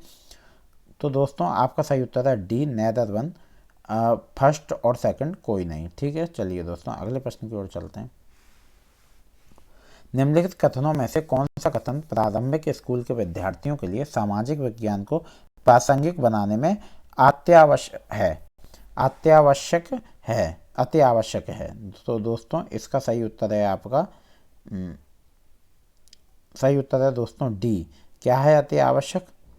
एक विश्लेषणात्मक मानस की बुनियाद रखने के लिए सामाजिक विज्ञापन अपरिहार्य है। ठीक है दोस्तों, तो डी, निम्नलिखित कथनों में से एक विश्लेषणात्मक मानस की बुनियाद रखने के लिए सामाजिक विज्ञान अपरिहार्य है। यह कथन प्रारंभिक स्कूल के विद्यार्थियों के लिए सामाजिक विज्ञान को प्रासंगिक बनाने में अति आवश्यक है। चलिए दोस्तों अगला प्रश्न है, कथनों पर विचार करें। यूनिट योजना का विकास करने के लिए कथन परक उपागम उपयोगी है। अंतर विषयक विषय वस्तु के अध्ययन के माध्यम से सामाजिक मामलों को बेहतर समझा जाता है।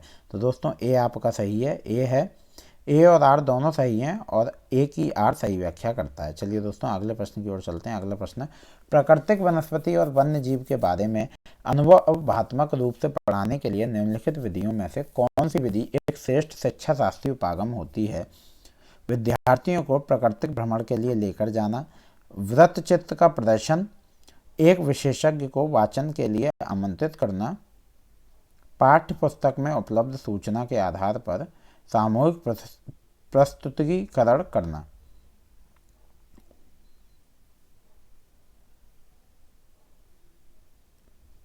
तो दोस्तों इसका सही उत्तर है ए।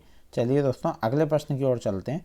आपको क्यों लगता है कि कूड़े का निपटारण कच्ची बस्तियों में रहने वाले व्यक्तियों के लिए उपलब्ध नहीं है। तो दोस्तों इसमें आपका सही उत्तर है सी, तर्क देने विवेचना करने। ठीक है दोस्तों, वैधता, विश्वसनीयता, व्यवहार्यता, मानकीकरण और उपयोगिता। चलिए दोस्तों अगले प्रश्न की ओर चलते हैं। अगला प्रश्न है, एक विषय को पढ़ाने के बीच में शिक्षिका विद्यार्थियों में अवधारणात्मक दुविधाओं को जनाने के लिए एक टेस्ट आयोजित करती है। वह किस प्रकार के आकलन का आयोजन कर रही है। स्थानांतरण आकलन, योगात्मक आकलन, रचनात्मक आकलन और सहपाठी आकलन। तो सी है दोस्तों रचनात्मक आकलन। चलिए दोस्तों अगले प्रश्न की ओर चलते हैं। अगला प्रश्न है, विविधता और भेदभाव विषय को पूरा होने के बाद शिक्षक टेस्ट में प्रदर्शन के निम्नलिखित स्तरों को पता लगाता है। विद्यार्थी ए, विद्यार्थी बी, विद्यार्थी सी विविध परिस्थितियों में पूर्वाग्रह और भेदभाव को पहचानने में समर्थ है। रूढ़िबद्ध धारणा बनाने और पूर्वाग्रह को परिभाषित करने में समर्थ है। भेदभाव के विशिष्ट कृत्यों के लिए प्रारंभिक संवैधानिक प्रावधानों की ओर संकेत करने में समर्थ है। तो दोस्तों डी जो है वो आपका सही उत्तर है, सी, ए, बी। चलिए दोस्तों अगले प्रश्न की ओर चलते हैं। अगला प्रश्न, अब आपका दोस्तों हिंदी स्टार्ट हो गया। मैंने आपसे हिंदी में पहले ही कहा आपका गद्यांश आएगा, काव्यांश आएगा, 10 प्रश्न और आएंगे और आपकी इंग्लिश आएगी। दोस्तों गद्यांश को आप बड़ा जब भी पढ़ें हिसाब से पढ़ें, उसका टाइटल, उसके अर्थ सब समझते जाएं और गद्यांश पढ़ने से पहले 2-3 प्रश्न पर एक नज़र घुमा लें ताकि उससे आपको दिक्कत ना हो। चलिए दोस्तों, तो गद्यांश को जब हमने पढ़ना शुरू किया तो ये गद्यांश है, कहा जाता है स्वस्थ शरीर में ही स्वस्थ मस्तिष्क का वास होता है और स्वस्थ शरीर के लिए वातावरण का शुद्ध होना अत्यंत आवश्यक है। दोस्तों आप गद्यांश को पढ़ लें, नीचे व्याख्या में इसके उत्तर दिए हुए हैं। मैं आपको वहाँ से बताऊंगा कौन से पैराग्राफ में, क्योंकि आपका समय बहुत जाएगा। ठीक है, तो मैं कोशिश करता हूँ आपका जल्दी से कम समय में आपके प्रश्न हो जाएं। गद्यांश के आधार पर स्वस्थ शरीर के लिए आवश्यक है अच्छा स्वास्थ्य, शुद्ध वातावरण और शुद्ध भावना, शुद्ध मनोभाव। तो दोस्तों शुद्ध वातावरण आवश्यक है। ठीक है दोस्तों, वातावरण पर बुरा प्रभाव डालने वाले मुख्य कारक हैं जनता की बढ़ती मांगों तथा पूर्ति, जनसंख्या और औद्योगिकरण में वृद्धि और रोजगार की बढ़ती मांग तथा पूर्ति। तो दोस्तों जनसंख्या और औद्योगिकरण जो बढ़ता है, तो बी आपका सही है। चलिए दोस्तों, गद्यांश के अनुसार आधुनिक समस्या है वायुमंडल प्रदूषण, रोजगार में कमी, जनसंख्या में वृद्धि और ग्लोबल वार्मिंग। तो दोस्तों ए आपका सही उत्तर है दोस्तों, वायुमंडल प्रदूषण। गद्यांश के अनुसार आधुनिक समस्या वायुमंडल प्रदूषण है। प्रदूषण चाहे वायु का हो, जल का हो अथवा ध्वनि का, एक नितांत आधुनिक समस्या के रूप में सामने है। प्रदूषण की समस्या है केवल भारत में, केवल एशियाई देशों में, संसार के अधिकतर देशों में, संसार के कुछ ही देशों में, सी है दोस्तों, संसार के अधिकतर देशों में। चलिए दोस्तों अगले प्रश्न की ओर चलते हैं। गद्यांश में बेहिसाब बढ़ते प्रदूषण की तुलना किससे की है? वो है आपका फरधारी सांप से। गद्यांश में बेहिसाब बढ़ते प्रदूषण की तुलना फरधारी सांप से की है। चलिए दोस्तों, आने वाले दशकों में यह पृथ्वी मनुष्य तो किसी भी जीवधारी के रहने योग्य नहीं रह पाएगी। वाक्य का भाव है आने वाले वर्षा में, ठीक है, वर्षों में, माफ करिएगा दोस्तों। तो सी है आपका सही उत्तर, पृथ्वी से सभी प्रकार के जीवन का अस्तित्व समाप्त हो जाएगा। नियंत्रित शब्द में प्रत्यय है दोस्तों, प्रत्यय पूछ रहा है तो पीछे का प्रत्यय होता है, तो आपका प्रत्यय होगा इत। ठीक है दोस्तों, तो उपसर्ग आगे होता है, प्रत्यय पीछे, तो आपका प्रत्यय हो गया इत। दशक में समास का भेद बताइए। द्वंद्व, तत्पुरुष, द्विग और बहुव्रीहि। तो दोस्तों सी आपका सही उत्तर है, वो होगा द्विग। द्विग समास है दोस्तों दशक में। दशक में द्विग समास है। जिस समास का पूर्व पद संख्या बोधक हो वह द्विग समास कहलाता है। दोस्तों इसके लिए आप हमारी हिंदी की प्लेलिस्ट जाकर देख सकते हो, आपको हिंदी की क्लासेस मिल जाएंगी। समूह से भिन्न शब्द है आधुनिक, आवश्यक, स्वस्थ और स्वास्थ्य। तो डी आपका सही उत्तर है दोस्तों, डी है आपका स्वास्थ्य। ठीक है दोस्तों, चलिए आपका अब दोस्तों काव्यांश आ गया। ठीक है दोस्तों, काव्यांश को हम यहाँ पढ़ेंगे, उसके बाद इसमें प्रश्न होंगे।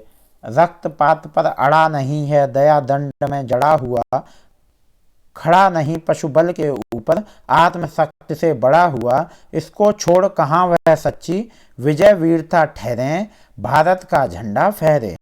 कविता में किसकी कामना की गई है? वीरता के गान की, भारत के झंडे को फहराने की, आत्मशक्ति के गुणगान की, दयादंड के गुणगान। दोस्तों भारत के झंडे को फहराने की कामना की गई है। भारत के झंडे को फहराने से तात्पर्य है विजय गाथा, गणतंत्र दिवस, कीर्ति गान और स्वतंत्रता। दोस्तों स्वतंत्रता है, उपयुक्त काव्यांश में भारत के झंडे को फहराने से तात्पर्य स्वतंत्रता है। चलिए दोस्तों अगले प्रश्न की ओर चलते हैं। अगला प्रश्न है, भारतीयों को स्वतंत्रता प्राप्ति के लिए किस मार्ग को अपनाने के लिए प्रेरित किया गया? युद्ध, अहिंसा, शक्ति प्रदर्शन, आत्मसमर्पण। तो दोस्तों सही उत्तर है अहिंसा। ठीक है दोस्तों, माफ करिएगा दोस्तों, अहिंसा। चलिए दोस्तों अगले प्रश्न की ओर चलते हैं। दया दंड के माध्यम से किस ओर संकेत किया गया है? कठोर दंड, विवेकपूर्ण न्याय, दया भाव, अन्याय। तो दोस्तों बी है आपका विवेकपूर्ण न्याय। समूह से भिन्न शब्द है वीरता, दया, शक्ति, भारत।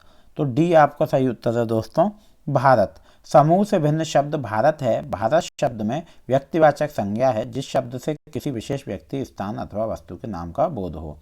विजय शब्द का विलोम है पराजय, हार, आक्रांत और ध्वस्त। तो विजय शब्द का विलोम है दोस्तों हार, जीत, आक्रांत विजय शब्द का विलोम है। ठीक है दोस्तों, चलिए हार, जीत, आक्रांत, अनाक्रांत और ध्वस्त, निर्माण। ठीक है दोस्तों, चलिए विजय शब्द का विलोम आपका पराजय है। ठीक है। संगीता अपनी कक्षा में उन स्थितियों पर आधारित वास्तविक गतिविधियां करवाती है जो विद्यार्थियों के जीवन अनुभवों से संबंधित है। वह किस शिक्षण विधि का अनुसरण कर रही है? तो दोस्तों वह कर रही है संप्रेषणात्मक भाषा शिक्षण। ठीक है दोस्तों, चलिए अगले प्रश्न की ओर चलते हैं। अगला प्रश्न है, प्रत्यक्ष विधि के संबंध में कौन सा कथन सही है? तो प्रत्यक्ष विधि का उद्देश्य विद्यार्थियों को दैनिक स्थितियों के भाषा प्रयोग में मदद करना नहीं है। प्रत्यक्ष विधि का उद्देश्य विद्यार्थियों को केवल कक्षा में भाषा प्रयोग के लिए मदद देना है। प्रत्यक्ष विधि का उद्देश्य विद्यार्थियों को दैनिक स्थितियों में भाषा प्रयोग में मदद करना है। प्रत्यक्ष विधि का उद्देश्य विद्यार्थियों को पाठ्य सामग्री का अनुवाद करके भाषा, व्याकरण व शब्द भंडार के प्रयोग में मदद करना है। चलिए दोस्तों अगले प्रश्न की ओर चलते हैं। तो सी आपका सही उत्तर है। अगला प्रश्न है, बबीता अपने विद्यार्थियों से आरंभिक ध्वनि उत्पत्ति और तुकबंदी को पृथक करवा रही है। इस तरह से वह उनके किस पक्ष को मजबूत कर रही है?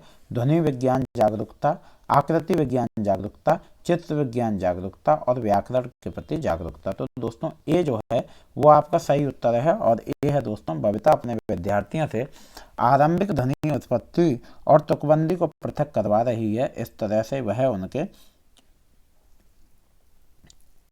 विज्ञान जागरूकता पक्ष को मजबूत कर रही है। चलिए दोस्तों, किसे सारांश पठन के रूप में भी जाना जाता है?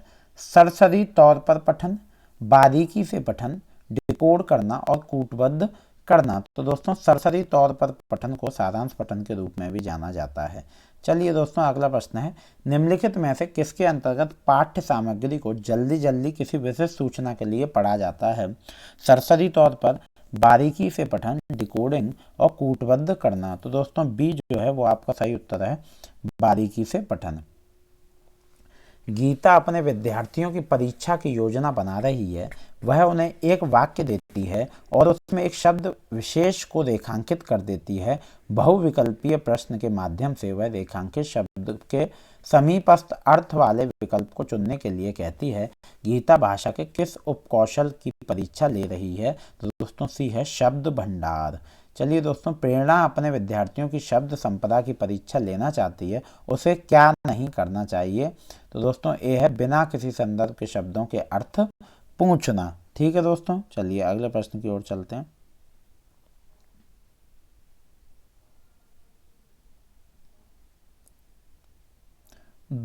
देवीना अपने विद्यार्थियों को निम्नलिखित अनुच्छेद देती है। आज मैं रिक्त स्थान गई और कुछ फल सब्जियां खरीदी। मैं जानती थी कि बारिश होगी पर मैं रिक्त स्थान लेना भूल गई और रास्ते में भीग गई।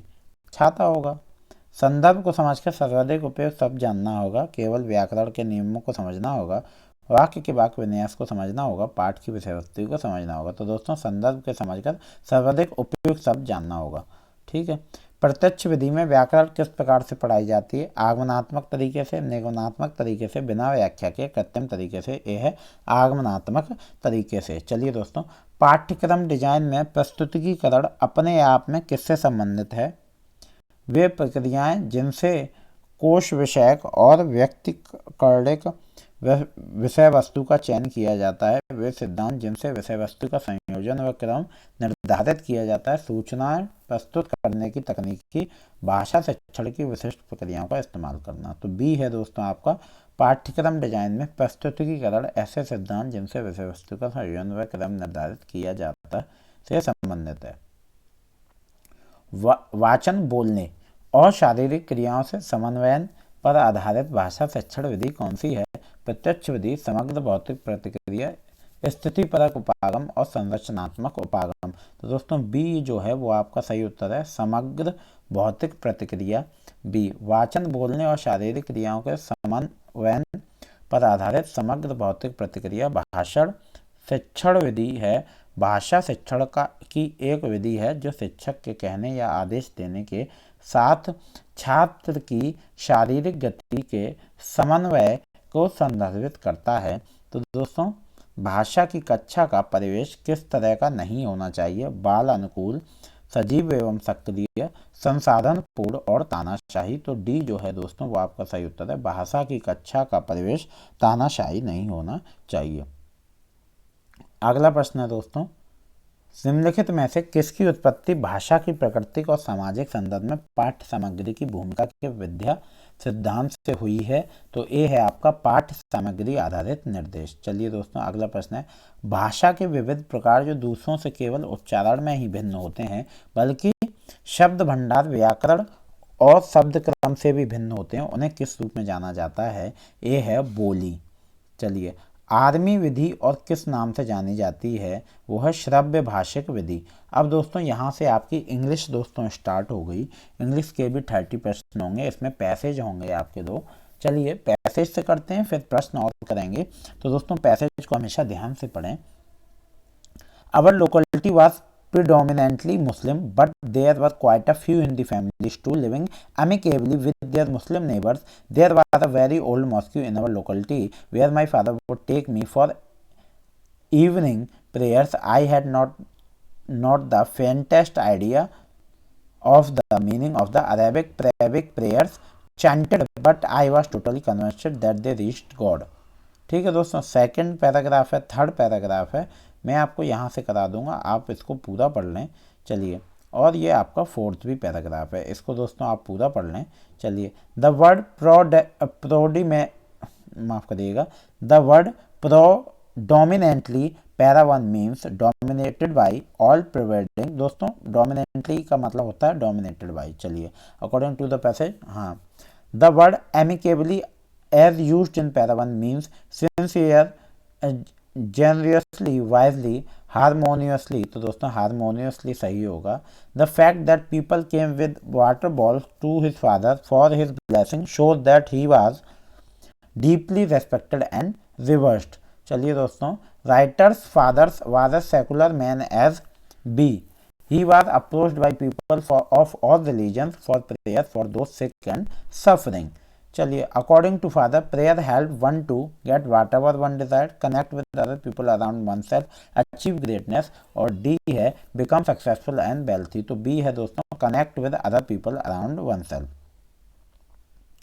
The word transcend para 4 means to go beyond, to rise, to move away, to pass by. तो सही है, टू गो बियॉन्ड। दोस्तों ए आपका सही उत्तर होगा। According to writer father prayers were a way of promoting social norms, harmony and equality. C है barrier and class distinction. D है रिलीजियस डिसहारमोनी। तो बी है दोस्तों harmony and equality. Which part of the following sentence contains an error, Kalam's father tell him. C है about और D है power of prayer. तो दोस्तों बी में आपका ऑप्शन बी है tell him. In part B of given sentence told will be used in place of tell. Kalam father told him about power of prayers. ठीक है दोस्तों, ये पैरा दोस्तों आपका रिपीट हो रहा है। ठीक है, यही पैरा आपका मेरे पिछले PYQ के सेट जो मैंने आपको कराया है वही है। तो आप यहीं पे देखिए कितने आपके क्वेश्चन रिपीट हो रहे हैं। आफ्टर हैंडलिंग द, अब आपका ये सेकंड पैराग्राफ है, ये पैसेज है, इसको आप दोस्तों बड़े आराम से पढ़ लीजिए। मैं क्योंकि उत्तर में आपका वो पैरा लिखा हुआ और मैं इन्हें पहले से पढ़ चुका हूँ, मैं इसलिए आपका समय बिल्कुल भी व्यर्थ नहीं करना चाहता। आप इसको पढ़ सकते हैं, मैं धीरे धीरे स्लाइड कर देता हूँ। चलिए दोस्तों,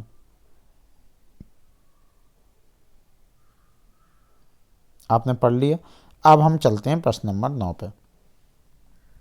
the change that came over the writer while the thank you notes was the she started getting new ideas, becoming more aware of the kind behavior of people, becoming a kinder person, learning new ways of communicating with people। तो B आपका सही उत्तर है दोस्तों, becoming more aware of the kind behaviour of people. She appreciated the bus driver for waiting for her to cross the road, climb into the bus, drive past by her groceries. तो B है दोस्तों climb on to the bus. The cashier at the supermarket ran after her because she had forgotten to pick up her bag for groceries. PT was the bus driver, the grocer a neighbor, a friend. The grocer, PT was a grocer. I need to acknowledge Louis for the hours of hers. This refers to the hours. C है दोस्तों आपका सही उत्तर। Louis had spent cooking the dishes for her. Writing notes to family and friends changed a lot of things for the writer by making the bonds stronger, making her appreciate others and be appreciated by them, making her love everyone around her, making her compassionate। तो दोस्तों जो आपका सही उत्तर है वो है answer B है। According to the passage writing notes to family and friends change a lot of things for the writer by making her appreciate other and be appreciated by them. तो दोस्तों चलिए 15 क्वेश्चन है आपका। The driver waited while I bolted down the street. The underline word while in this sentence is an example of. दोस्तों while क्या है? Conjunction का example है. चलिए, रिक्त स्थान is based on the way children learn languages. Grammar translation, communicative languaging teaching, structural approach, role playing method. तो दोस्तों बी जो है वो आपका सही उत्तर है और बी है communicative language teaching.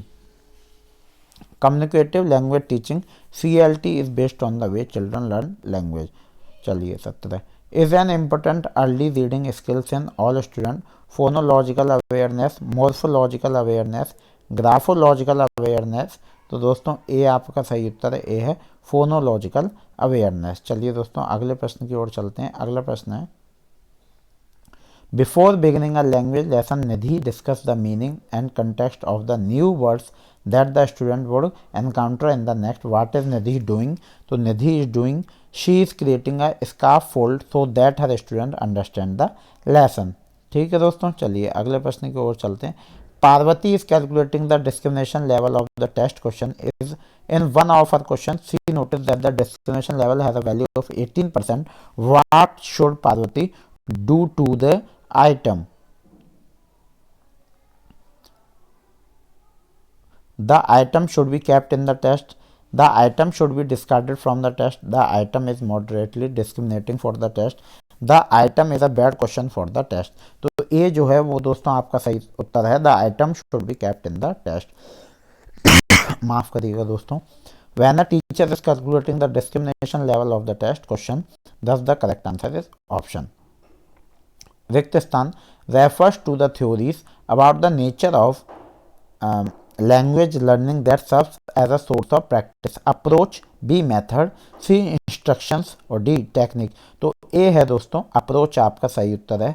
Approach refers to theories about the nature of language learning that serves as a source of practice. Thus the correct answer is option A.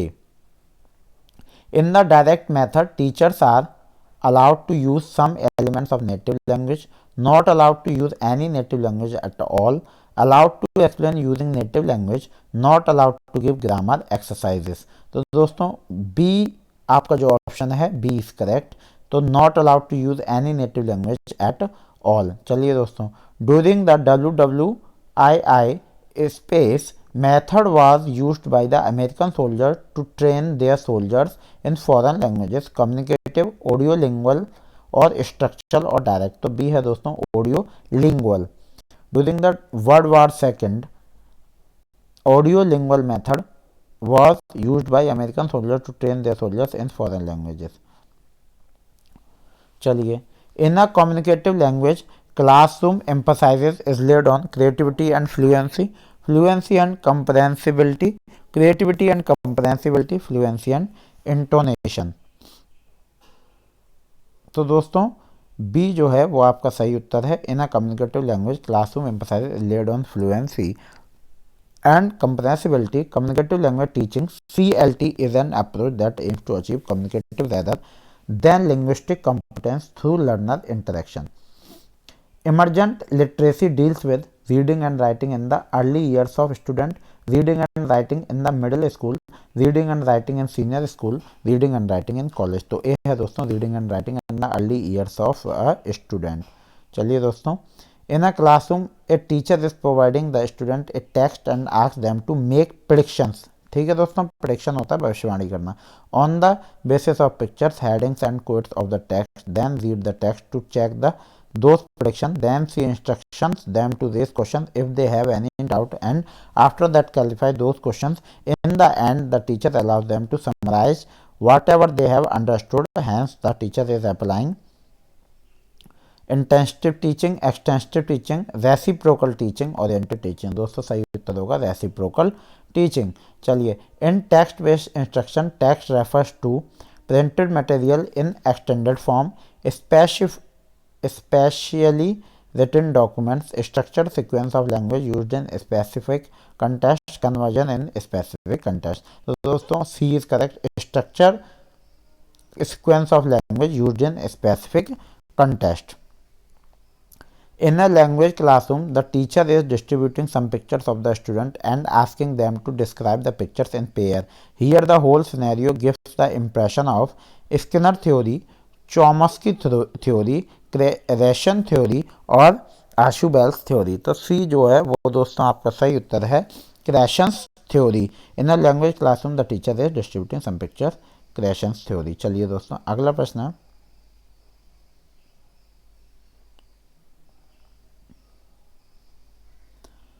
culturally responsive teachers should not focus on collaborative learning, active engagement of learners, providing instruction as per student learning style, developing a scene of individualism। तो D है developing a scene of individualism. ठीक है दोस्तों, चलिए अगले प्रश्न की ओर चलते हैं। Consider the statement about cooperative language learning groups as described by Johnson et al 1994। The informal cooperative language learning groups are established for a specific task and these groups last from one class period to several weeks. Formal groups last for few minutes to class period and which aim to facilitate learning during direct teaching। तो दोस्तों D जो है वो आपका सही उत्तर है, A and B both और false. Read the following statement about derivational morphemes and choose the correct option। Normalize and courageous are derivational morphemes. Derivational morphemes are used to show some aspect of the grammatical functions of a word. A is wrong but B is right. A is right but B is wrong. A and B both are right and B is explanation of A. A and B both are wrong। तो B जो है वो दोस्तों आपका सही उत्तर है, A is right but B is wrong। चलिए दोस्तों यहाँ पे दोस्तों आपका ये वाला सेट कंप्लीट हो गया। ठीक है दोस्तों, आपको मैं अभी डेली 1 से 2 सेट कराऊंगा। आपका 21 तारीख को दोस्तों पेपर है, जनवरी 21 तारीख को पेपर है। अभी आपके पास पूरा 1 महीना है। और लास्ट की जो स्ट्रेटजी है दोस्तों मैं उसके लिए भी वीडियो डाल दूंगा, लेकिन लास्ट की स्ट्रेटजी यही है, ज़्यादा से ज़्यादा PYQ लगाएं। अगर आपका सिलेबस कंप्लीट होने को बचा है कि आप तो बस उसको थोड़ा समय दो, रिवाइज करो, बाकी PYQ लगाओ। उम्मीद है दोस्तों आपने चैनल को सब्सक्राइब किया होगा और अगर नहीं किया है तो अभी कर लीजिए, साथ में बेल आइकन दबा दीजिए। वीडियो को लाइक शेयर कमेंट जरूर किया करिए। आपका जो भी फ्रेंड सर्कल या व्हाट्सएप ग्रुप पर जो सीटेट की तैयारी कर रहे हैं उन्हें जरूर शेयर करें। और दोस्तों वीडियो को एंड तक जरूर देखा करें। और अगर आपने सिर्फ यही वीडियो देखी है तो दोस्तों जाके प्लेलिस्ट जरूर चेक करें। ठीक है दोस्तों, उम्मीद है कि आपको वीडियो अच्छी लगी होगी। मिलते हैं अगले वीडियो में। राधे राधे, धन्यवाद।